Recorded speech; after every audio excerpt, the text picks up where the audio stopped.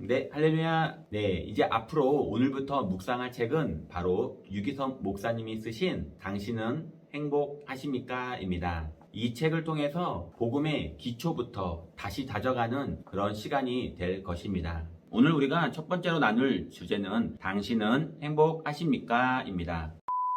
사람들은 모두 행복한 삶을 원합니다. 그리고 다양한 노력을 합니다. 행복해지기 위해 결혼을 하고 일을 합니다. 행복해지기 위해 돈을 모으고 여가 활동을 즐깁니다. 누구는 명예를 얻어서 누구는 쾌락을 통해서 행복을 얻으려고 합니다. 그러나 진정으로 행복한 삶을 사는 사람은 많지 않습니다. 행복을 추구하지만 여전히 고통과 불행이 있습니다. 왜 그토록 갈망하는 행복한 삶을 누리지 못하는 것입니까? 하나님과의 관계가 끊어졌기 때문입니다. 많은 사람은 하나님이 없다고 말합니다. 그러나 하나님은 살아계십니다. 성경에 하나님이 자기 형상, 곧 하나님의 형상대로 사람을 창조하시되 남자와 여자를 창조하시고 하나님이 그들에게 복을 주시며 하나님이 그들에게 이르시되 생육하고 번성하여 땅에 충만하라. 하나님은 창조주이십니다. 하나님은 우리에게 생명을 주시는 분입니다. 하나님은 우리에게 복을 주시는 분입니다. 인간은 하나님을 떠나서는 살 수 없는 존재입니다. 왜 하나님과의 관계가 끊어졌습니까? 하나님과의 관계가 끊어진 이유는 우리의 죄 때문입니다. 성경에 오직 너희 죄악이 너희와 너희 하나님 사이를 갈라놓았고 자신을 정직하게 돌아보면 내 안에 죄가 있다는 것을 알게 됩니다. 죄는 하나님과 친밀한 관계를 끊어놓습니다. 하나님은 거룩한 분이시기 때문에 결코 죄인과 함께 하실 수 없습니다. 그림은 죄로 말미암아 하나님과 끊어진 인간 상태를 표현한 것입니다. 하나님과의 관계가 끊어진 삶에 많은 문제가 생겨났습니다. 하나님의 생명에서 떠났습니다. 성경에 그들의 총명이 어두워지고 그들 가운데 있는 무지함과 그들의 마음이 굳어짐으로 말미암아 하나님의 생명이 떠나 있도다. 하나님께서 우리에게 생명을 주시는 분입니다. 하나님과의 관계가 끊어졌다는 것은 하나님으로부터 더 이상 생명을 얻을 수 없다는 말입니다. 뿌리 뽑힌 나무와 물을 떠난 물고기를 생각해 보십시오. 두 경우 모두 잠시 살아있는 것처럼 보이지만 일정 시간이 흐르고 나면 죽고 맙니다. 하나님을 떠난 인간의 운명이 그렇습니다. 인간에게 죽음의 고통이 찾아오는 이유는 생명의 근원이신 하나님과의 관계가 끊어졌기 때문입니다. 복된 삶을 살지 못하고 고통과 불행을 겪습니다. 성경에 온갖 좋은 은사와 온전한 선물이 다 위로부터 빛들의 아버지께로부터 내려오나니 하나님은 우리에게 생명을 주시는 분일 뿐만 아니라 복을 주시는 분이기도 합니다. 모든 좋은 것이 다 하나님께로부터 옵니다. 그러나 관계가 끊어지는 순간 더 이상 복을 받을 수 없습니다. 사람은 끊임없이 행복을 추구하면서도 삶이 불행하다고 고통스럽다고 느끼는 이유입니다. 복의 근원 되시는 하나님을 떠난 사람들은 끊임없이 가정 문제, 질병 문제, 물질 문제, 정신적인 문제 등으로 고통당하며 살게 됩니다. 참된 만족을 누리지 못합니다. 성경에 스올과 아바도는 만족함이 없고 사람의 눈도 만족함이 없느니라. 사람은 아무리 많은 것을 소유해 도 만족하지 못합니다. 많은 것을 소유하고 누리지만 우리의 마음은 언제나 부족하다고 느낍니다. 그것은 우리 마음에 계셔야 할 하나님이 계시지 않기 때문입니다. 돈, 명예, 권력, 쾌락은 결코 우리를 만족시킬 수 없습니다. 전 우주를 소유한다고 해도 우리는 갈증을 느낍니다. 세상의 그 어떤 것도 하나님의 빈자리를 대신할 수 없기 때문입니다. 참된 평안을 누리지 못합니다. 성경에 수고하고 무거운 짐진 자들아 다 내게로 오라 내가 너희를 쉬게 하리라. 하나님은 우리를 창조하시고 사랑과 은혜로 돌봐주셨습니다. 우리에게 필요한 것은 채워주십니다. 그러나 하나님과의 관계가 끊어진 이후 사람은 스스로 삶을 책임져야 하는 입장이 되었습니다. 우리는 수고하고 짐진 자입니다. 모든 것을 스스로 책임져야 하는 인간의 마음속에는 두려움과 염려, 근심, 걱정이 끊어지지 않습니다. 그것이 안식이 없는 이유입니다. 하나님과의 끊어진 관계를 회복하는 것이 구원입니다.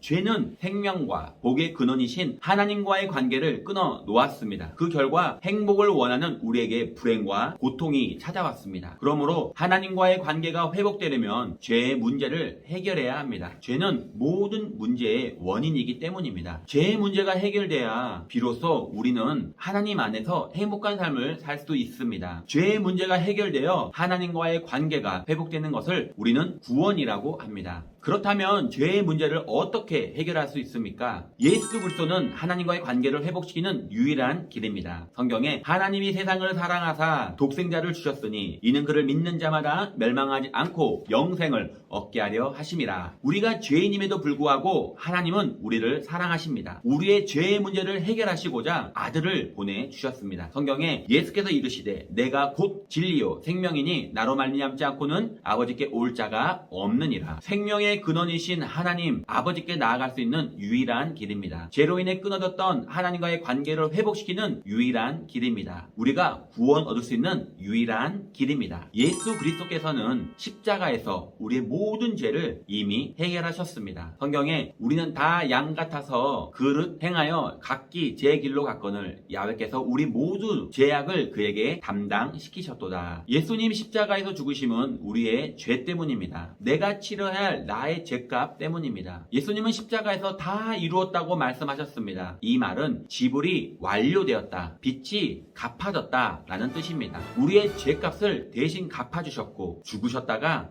부활하셨습니다. 예수 그리스도를 영접하면 구원을 얻을 수 있습니다. 성경에 영접하는 자 곧 그의 이름을 믿는 자들에게는 하나님의 자녀가 되는 권세를 주셨으니, 예수님을 영접하면 죄 사함을 받아 하나님과의 관계가 회복되고 하나님의 자녀가 되는 놀라운 축복을 받습니다. 다음과 같은 방법으로 영접할 수 있습니다. 첫째, 죄인임을 인정하십시오. 자신이 죄인임을 인정하고 구원자가 필요함을 인정해야 합니다. 둘째, 예수님을 믿으십시오. 하나님의 아들이신 예수님께서 나의 모든 죄를 십자가에서 담당하시고 죽으셨다 부활하심을 믿어야 구원을 받습니다. 예수님을 영접했다면 다음 세 가지를 기억하시기 바랍니다. 첫째, 예수님이 당신 안에 계십니다. 둘째, 당신은 모든 죄를 용서받았습니다. 셋째, 당신은 하나님의 자녀가 되었습니다. 오늘도 하나님의 자녀가 되어 하나님이 주시는 기쁨으로 행복한 하루가 되시기를 예수님의 이름으로 기도합니다.